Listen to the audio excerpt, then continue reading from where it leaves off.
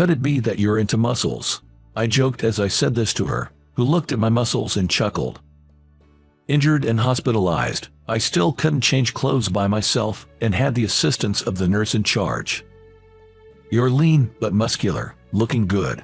I was fluttered by her compliment and I said, watch this, attempting to flex my pecs, but it hurt and I couldn't move them, ending up being laughed at instead. Years later, I would meet the nurse who humored my playful act. My name is Kevin, 29 years old. I work as an architectural designer. Originally from a rural area, perhaps because I was used to the peace there, when I first moved to the city, I was overwhelmed by the crowds and felt out of place, but recently, I've felt more at home. In rural areas, having a car is essential, but in the city, it's often easier and more convenient to walk or take the bus. No worries about parking. My current job is about a 20-minute walk from my apartment. It's a bit of a distance, but considering I have a desk job, the walk serves as good exercise. One evening after work, just 5 minutes into my walk, I was suddenly caught in a downpour. The rain quickly intensified, so I headed to a nearby convenience store to buy an umbrella. As soon as I arrived, it began pouring cats and dogs. I was about to leave the store with my new umbrella when I bumped into someone rushing in to avoid the rain. "Oh, I'm sorry," I blurted out without thinking. However, the rough-looking man who bumped into me headed into the store, clicking his tongue. He's the one who bumped into me, but he sure has an attitude. Just then, our eyes met, and he gave me a hard stare. As I was about to continue on my way, the man said, "Wait a minute, Kevin. Do I know this rough-looking guy?" I couldn't remember him. "It's me, Bob. Don't you remember? We were in the same class in middle school." Hearing this, a faint memory returned. "Oh, Bob, right. I didn't recognize you," I said with an awkward smile.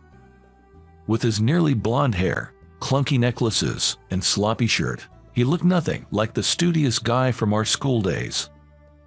Bob, with a delighted face, said, "Hey, long time no see, Kevin. You living around here now?" "Jay, working and living here. This is the first time I've run into someone I know around here." I couldn't help but smile, genuinely surprised.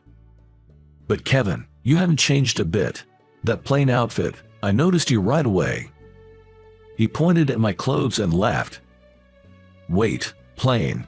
I instinctively looked down at my outfit. "Since we're here, let's chat for a bit. Join me for a smoke." And just like that, I ended up talking with Bob in the smoking area. "Oh, Kevin, you don't smoke. My bad." "No worries, I've got my coffee here." As we sheltered from the torrential rain, Bob lit up his cigarette, and I popped open a can of coffee. Whenever I tried to strike up a conversation, it seemed we'd lost our touch, and the talk would falter.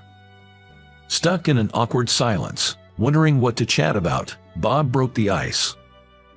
"By the way, do you remember right after high school there were rumors about you just vanishing?" It was the first I'd heard such a story about myself, and I was taken aback. Bob then changed his expression and continued, "It's a shame, really. You had gotten into college on a recommendation and you were smart, but I heard your family hit hard times and you had to work out of state.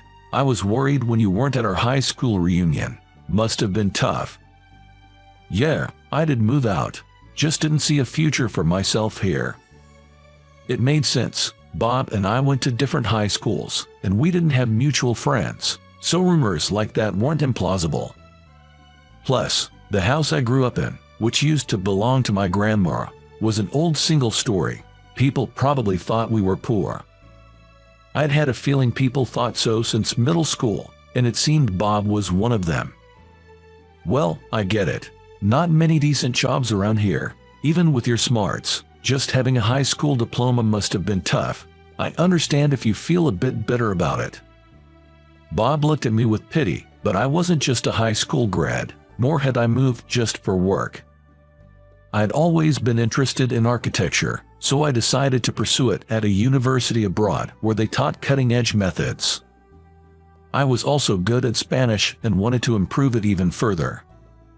After honing my language skills, I attended that university for 4 years. Because I was abroad the whole time, I couldn't even attend our coming-of-age ceremony. I thought of telling Bob this, but I remembered he always seemed to have a beef with me in middle school. Although he had good grades, often just behind mine, it probably irked him that I kept nudging ahead, even if by a small margin. I never really paid him much mind, but for Bob, I was probably a constant thorn in his side. If he learned I'd been studying abroad, knowing Bob, he might just get jealous and bitter again. I didn't want to pour cold water on our reunion. Before I knew it, our conversation had veered off course.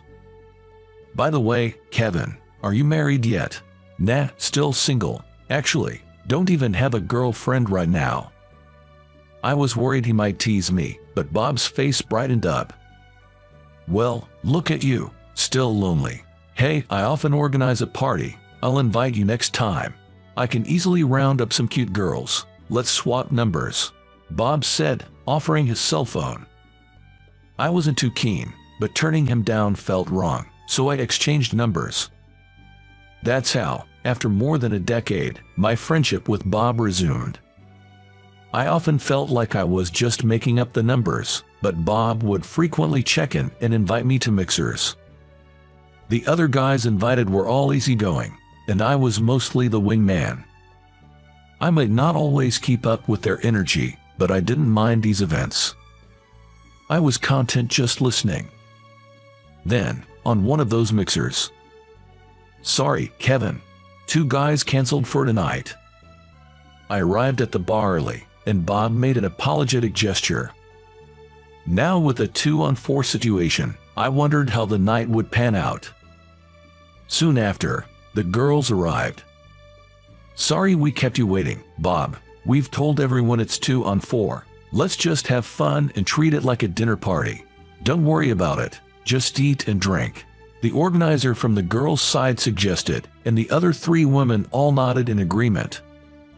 All of today's members are said to be nurses.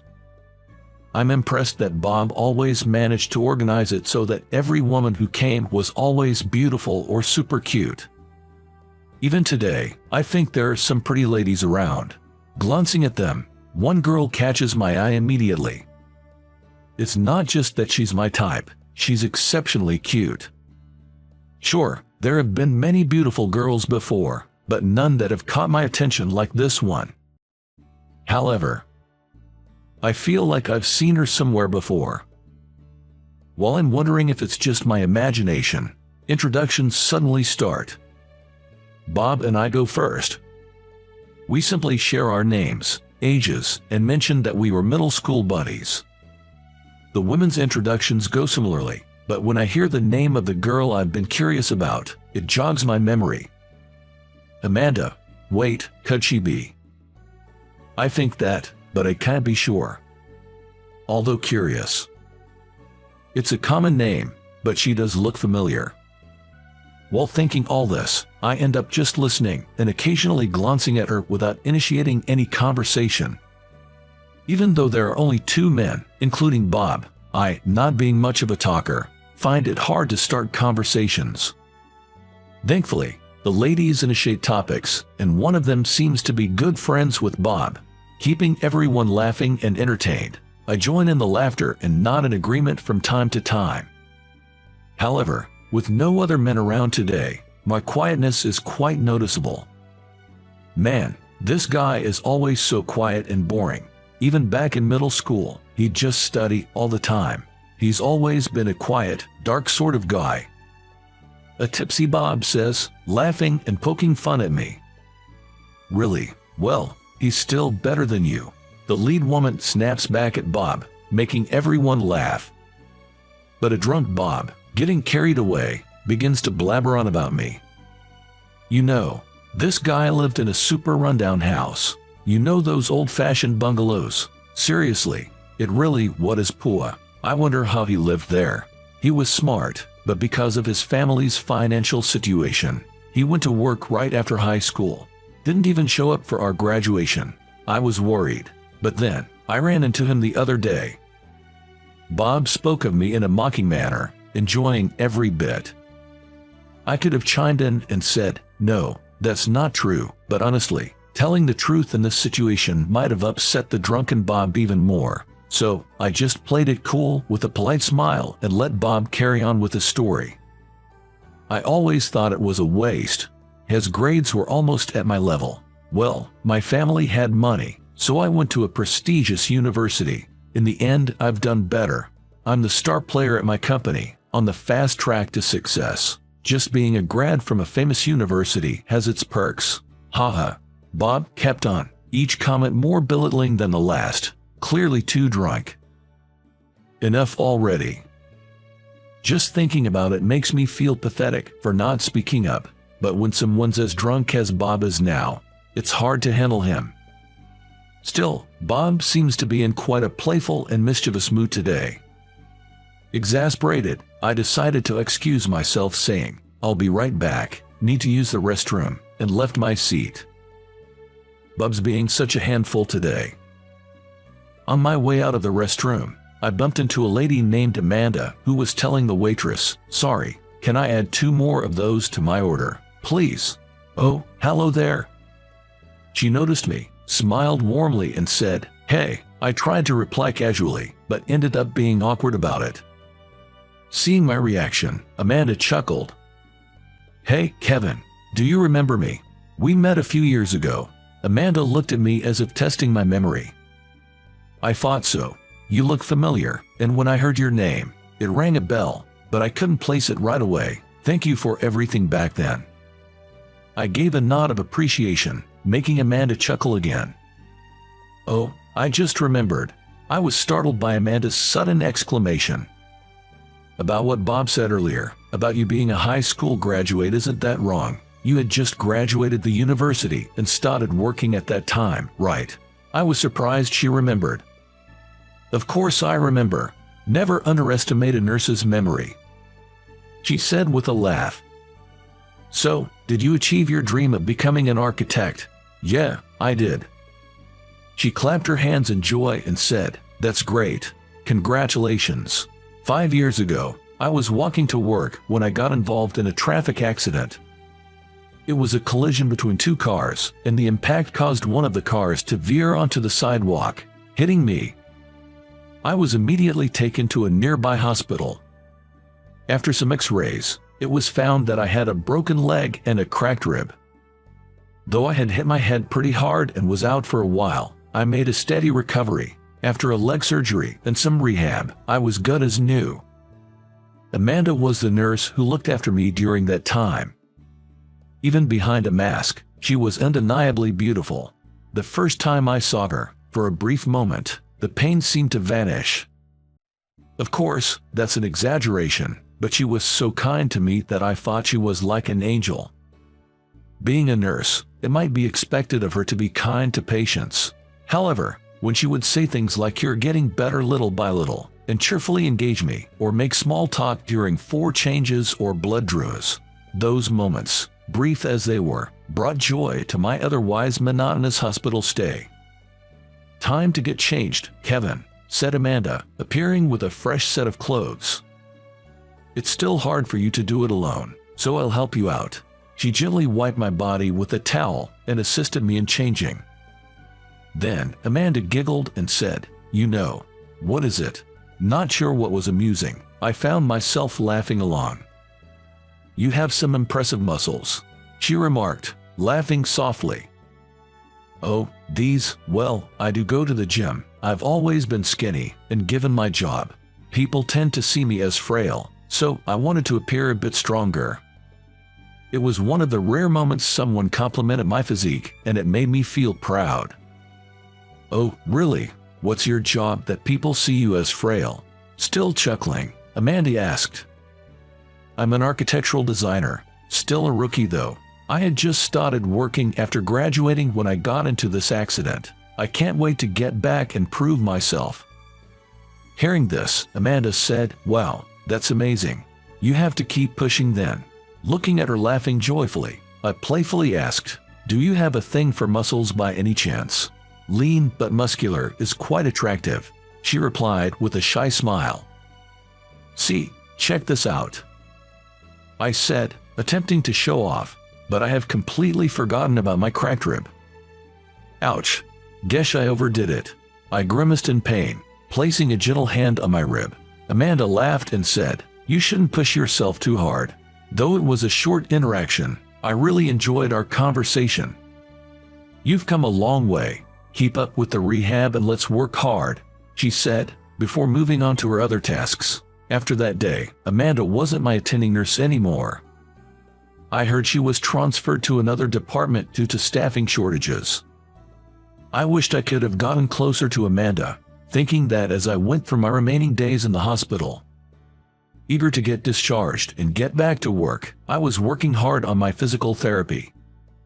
While moving from my room to the rehab room, I kept aimlessly wandering around hoping to bump into her. Hoping by chance to see Amanda, but never did.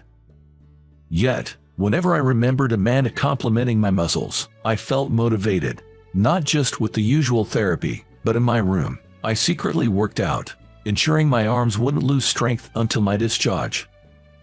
In the end, I never saw Amanda after that day and buried my feelings for her. But now, 5 years later, those feelings were awakened. "You still look so fit." Maybe Amanda was a bit tipsy as she laughed, touching my biceps. "When I heard your name today, it sounded familiar, but couldn't quite place it. Back then, you had so many bruises on your face and brown hair, right? Now it's black, and you seem more gentlemanly." Then I remembered the slim yet muscular guy. With that, Amanda showed her brightest smile of the day. As our conversation drew to a close, she said, "Let's get back to our seats," and we returned together. "Hey, where have you been? You took forever." It seemed like Bob, maybe even more drunk than before, was swaying with glazed eyes. From the looks of it, the other women were slightly put off, perhaps tired of his constant complaints and bragging. "Kevin is so darn slow." Bob seemed about to go off on another tangent, but Amanda quickly started a conversation with me. "By the way, Kevin, do you also design places like this?" "Huh? What kind of design? What are you guys talking about?" The others, now curious, all turned to look at me. "Yeah, sometimes I do." "So you've become a full-fledged professional," Amanda said with a pleased expression. "Wait, Amanda, how do you know that? What do you do for a living, Kevin?" As everyone started asking questions, Amanda jumped in. "He's an architectural designer." Immediately, the other women began bombarding me with questions. What projects I was working on, which buildings I'd been involved with, which company I was working for, and I answered each in turn. When I glanced at Bob, his drunkenness seemed to have completely worn off, and he sat there, mouth agape, frozen in shock. Well, that's expected. To think that the guy he deemed beneath him was actually working at a major architectural firm. Conversations also touched upon college, and Bob found out that I had studied abroad. Despite his earlier boisterousness, Bob was so shocked he couldn't find his words. After a while, one of the women said, "By the way, haven't you guys noticed? Kevin's muscles are amazing." Really? I was a bit curious about that too. The atmosphere got livelier. "Didn't you say you could flex your chest muscles?" Amanda exclaimed. "Oh, I want to see. And let me touch it too." Everyone was eager, and when they saw the twitching motion, all the women, including Amanda, cheered with joy. Suddenly, I was the center of attention, while Bob was left out, looking sulky. It was the first time I had ever been in the spotlight like this, and honestly, it felt great. As we were about to leave, the female organizer said, "Can we get the check, please?" to the waiter. However, the waiter smiled and replied, "It's already been taken care of." Everyone was surprised and asked, "What do you mean?" I shouted, "Tonight's on me." Although I do think it's simple-minded of me to be pleased by the attention, it was the most fun gathering I've had, so I generously paid in advance. Everyone tried to decline my offer, but in the end I insisted, "I really want to treat everyone today," and they gratefully accepted. After that day, Bob never invited me to another party. He hasn't contacted me, and I haven't reached out either. However, the bright side is that after that gathering, I managed to exchange contact details with Amanda. Amanda was cute back then, but she's even more adorable now. With newfound confidence in her nursing career, she looked even more radiant. On our second date, I thought it might be too soon but said, "I want you to be my girlfriend." Fortunately, she said yes. Given that both Amanda and I were considering marriage, things progressed smoothly, and we're set to tie the knot as we approach our 30s. That day, when I randomly met Bob, I honestly found it a bit of a hassle, but if I hadn't met him, I might never have reconnected with Amanda. Even though he teased me a lot, I'm grateful to Bob for that reunion with Amanda. Life's pretty great now. My career's going well, and I've successfully become a licensed architect. It feels like all my hard work has paid off. With that success, I'm also drawing a more than decent salary. One of my dreams is, of course, to build a happy home with Amanda, but I'm also dreaming of setting up my private practice one day. Amanda, on her part, wants to continue her nursing job.